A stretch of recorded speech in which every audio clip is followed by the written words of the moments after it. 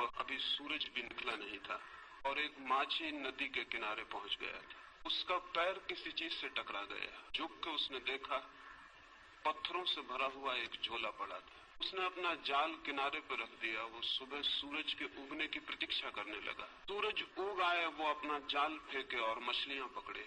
वो जो झोला उसे पड़ा हुआ मिल गया था जिसमें वो एक एक पत्थर निकाल के शांत नदी में फेंकने लगा। सुबह के सन्नाटे में उन पत्थरों की गिरने की छपाक की आवाज सुनता, फिर दूसरा पत्थर फेंकता। धीरे धीरे सुबह का सूरज निकला, रोशनी हुई।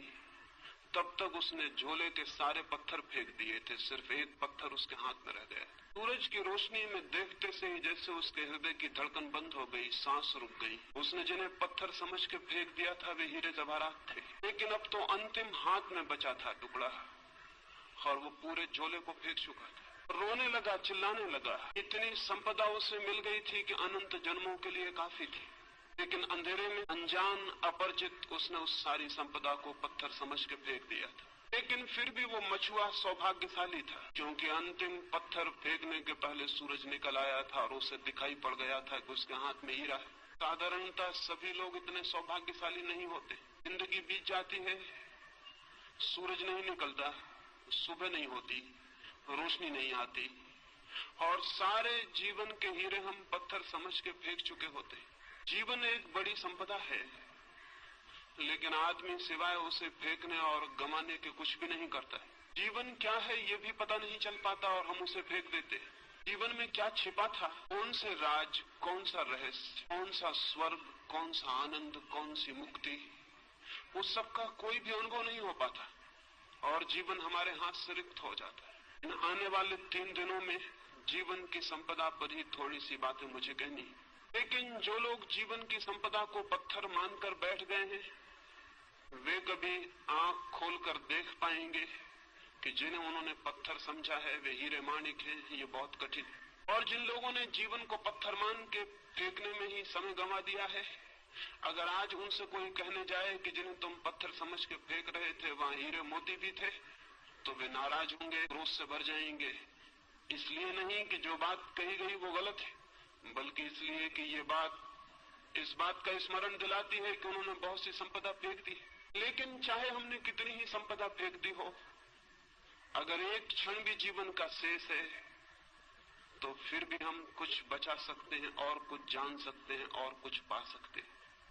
कि खोज में कभी भी इतनी देर नहीं होती कि कोई आदमी निराश होने का कारण पाए। लेकिन हमने ये मान ही लिया है अंधेरे में, अज्ञान में, कि जीवन में कुछ भी नहीं है सिवाय पत्थरों के।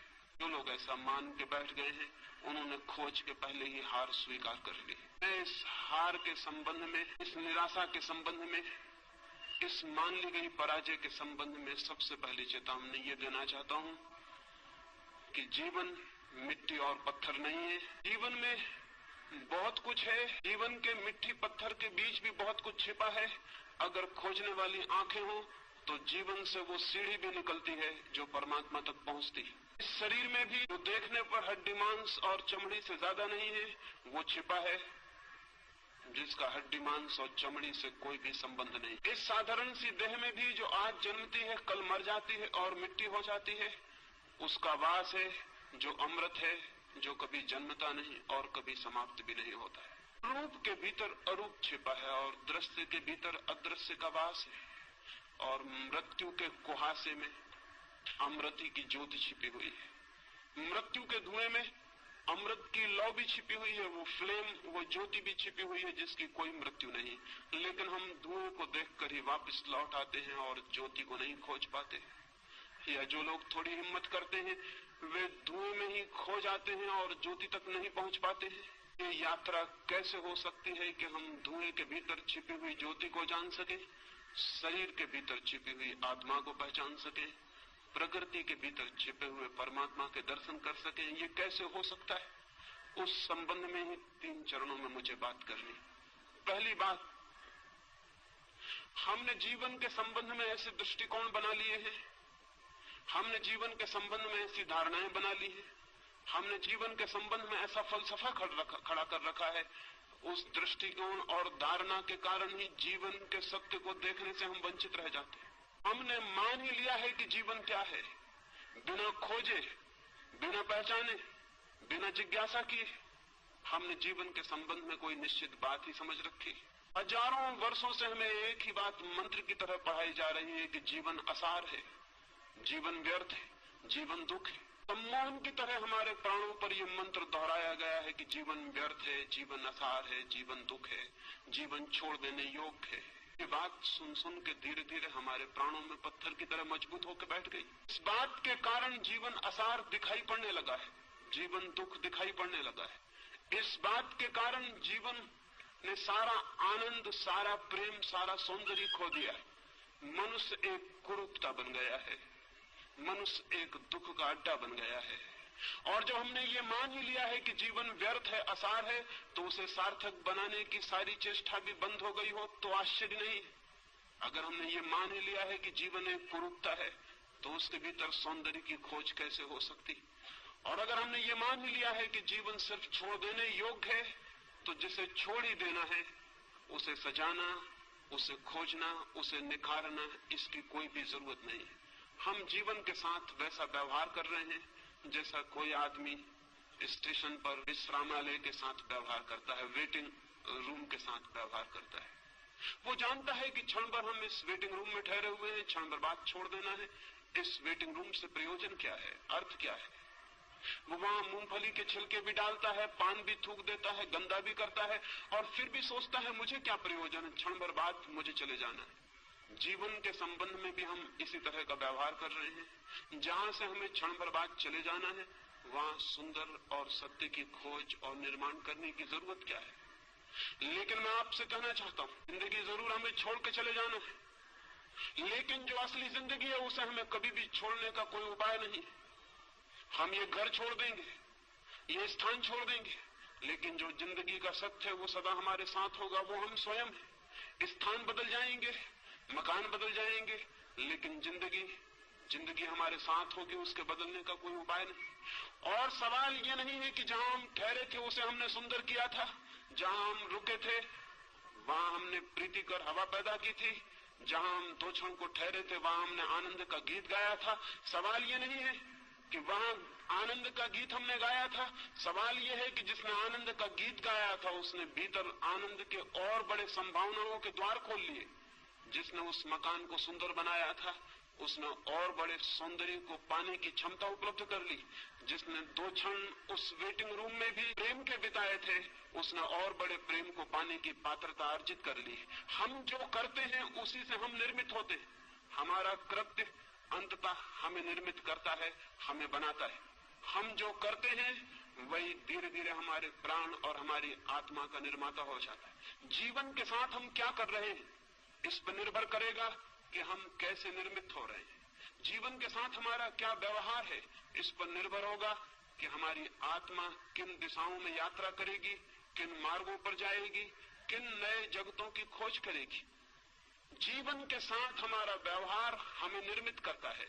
ये अगर स्मरण हो तो शायद जीवन को असार, व्यर्थ मानने की दृष्टि हमें भ्रांत मालूम पड़े, तो शायद हमें जीवन को दुखपूर्ण मानने की बात गलत मालूम पड़े, तो शायद हमें जीवन से विरोधी रुख अधार्मिक मालूम पड़े। लेकिन अब तक धर्म के नाम पर जीवन का विरोध ही सिखाया गया है। सच तो यह है कि अब तक का सारा धर्म मृत्युवादी है, जीवनवादी नहीं। उसकी दृष्टि में मृत्यु के बाद जो है वही महत्वपूर्ण है, मृत्यु के पहले जो है वो महत्वपूर्ण नहीं।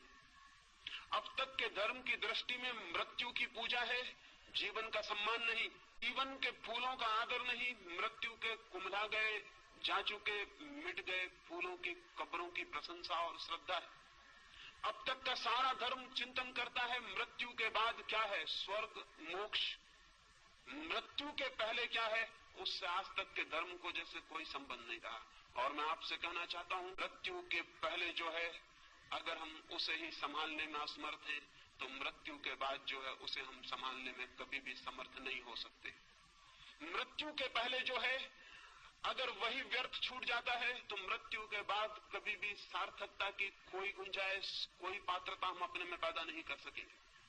मृत्यु की तैयारी भी इस जीवन में जो आज पास है, मौजूद है, उसके द्वारा करनी।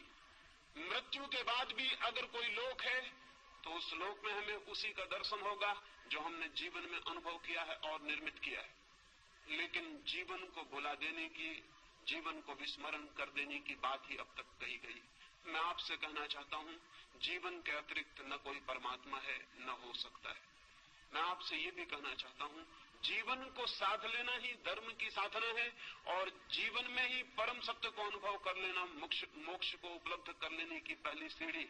जो जीवन को ही चूक जाता है वो और सब भी चूक जाएगा, ये निश्चित है। लेकिन अब तक का रुख उल्टा रहा है।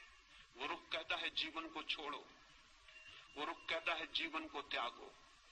वो ये नहीं कहता कि जीवन में खोजो, वो ये नहीं कहता कि जीवन को जीने की कला सीखो, वो ये भी नहीं कहता कि जीवन को जीने के ढंग पर निर्भर करता है कि जीवन कैसा मालूम पड़ेगा। अगर जीवन अंधकारपूर्ण मालूम पड़ता है तो वो जीने का गलत ढंग है। यही जीवन आनंद की वर्षा भी बन सकता है अगर जीने का सही ढंग उपलब्ध हो जाए। धर्म को मैं जीने की कला कहता हूं, वो आर्ट ऑफ लिविंग है। धर्म जीवन का त्याग नहीं, जीवन की गहराइयों में उतरने की सीढ़ियां हैं। धर्म जीवन की तरफ पीठ कर लेना नहीं, जीवन की तरफ पूरी तरह आंख खोलना है। धर्म जीवन से भागना नहीं, जीवन को पूरा आलिंगन में लेने का नाम है। धर्म है जीवन का पूरा साक्षात्कार। यही शायद कारण है कि आज तक के धर्म में सिर्फ बूढ़े लोग ही उत्सुक रहे हैं। मंदिरों में जाएं, चर्चों में, गिरजाघरों में, गुरुद्वारों में, और वहां वृद्ध लोग दिखाई पड़ेंगे। वहां युवा दिखाई नहीं पड़ते, वहां छोटे बच्चे दिखाई नहीं पड़ते। क्या कारण? एक ही कारण है, अब तक का हमारा धर्म सिर्फ बूढ़े का धर्म है, उन लोगों का धर्म है जिनकी मौत करीब आ गई और अब जो मौत से भयभीत हो गए हैं और मौत के बाद के चिंतन के संबंध में आतुर हैं और जानना चाहते हैं कि मौत के बाद क्या है। जो धर्म मौत पर आधारित है वो धर्म पूरे जीवन को कैसे प्रभावित कर सकेगा? जो धर्म मौत का चिंतन करता है वो पृथ्वी को धार्मिक कैसे बना सकेगा? वो नहीं बना सका। 5000 वर्षों की धार्मिक शिक्षा के बाद भी पृथ्वी रोज अधार्मिक से अधार्मिक होती चली गई। मंदिर है, मस्जिद है, चर्च है, पुजारी है, पुरोहित है, सन्यासी है, लेकिन पृथ्वी धार्मिक नहीं हो सकी है और नहीं हो सकेगी, क्योंकि धर्म का आधार ही गलत है। धर्म का आधार जीवन नहीं है, धर्म का आधार मृत्यु है। धर्म का आधार खिलते हुए फूल नहीं है, कब्रें हैं। इस धर्म का आधार मृत्यु है। वो धर्म अगर जीवन के प्राणों को स्पंदित न कर पाता हो तो आश्चर्य क्या है? जिम्मेवारी किसकी है? मैं इन 3 दिनों में जीवन के धर्म के संबंध में ही बात करना चाहता हूं, और इसलिए पहला सूत्र समझ लेना जरूरी है। और इस सूत्र के संबंध में आज तक छिपाने की, दबाने की, भूल जाने की सारी चेष्टा की गई है, लेकिन जानने और खोजने की नहीं। और उस भूलने और विस्मृत कर देने की चेष्टा के दुष्परिणाम सारे जगत में व्याप्त हो गए। मनुष्य के सामान्य जीवन में केंद्रीय तत्व क्या है? परमात्मा, आत्मा, सत्य नहीं।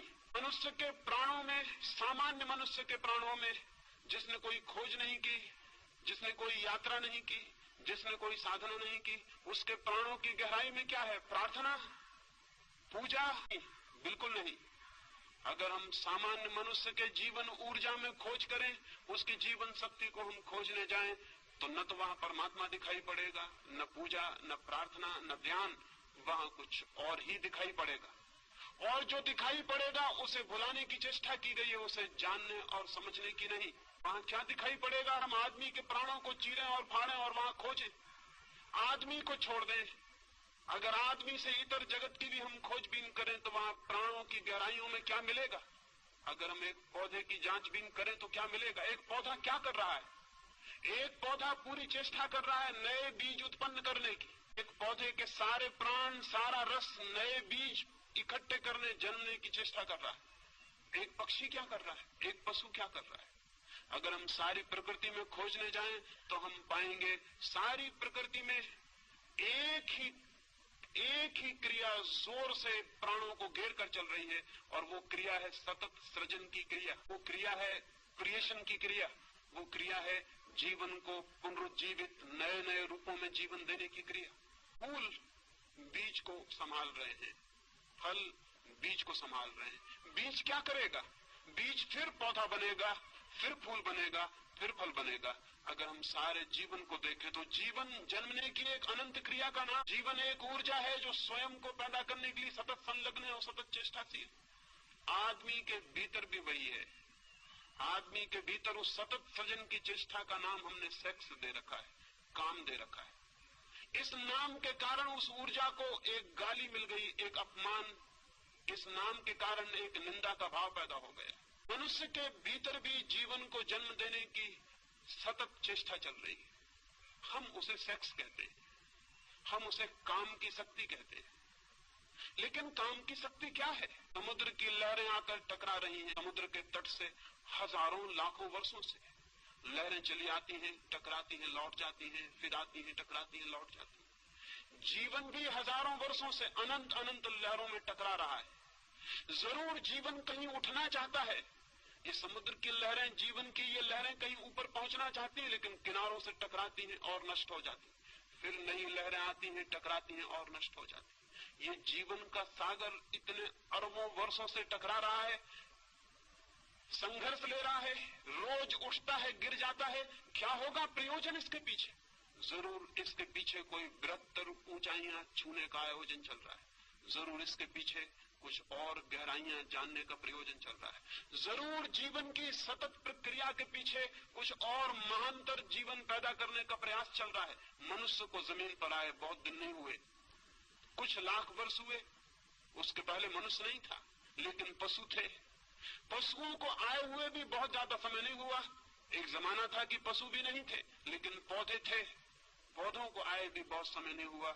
एक समय था कि पौधे भी नहीं थे, पत्थर थे, पहाड़ थे, नदियां थी, सागर था। पत्थर, पहाड़, नदियों की वो जो दुनिया थी, वो किस बात के लिए पीड़ित थी? वो पौधों को पैदा करना चाहती थी। पौधे धीरे धीरे पैदा हुए, जीवन ने एक नया रूप लिया, पृथ्वी हरियाली से भर गई, फूल खिले। लेकिन पौधे भी अपने में तृप्त नहीं थे। वे सतत जीवन को जन्म देते रहे। उनकी भी कोई चेष्टा चल रही थी। वे पशुओं को, पक्षियों को जन्म देना चाहते थे। पशु पक्षी पैदा हुए। हजारों लाखों वर्षों तक पशु पक्षियों से भरा हुआ था ये जगत, लेकिन मनुष्य का कोई पता न था। पशुओं और पक्षियों के प्राणों के भीतर निरंतर मनुष्य भी निवास कर रहा था, पैदा होने की चेष्टा कर रहा था। फिर मनुष्य पैदा हुआ।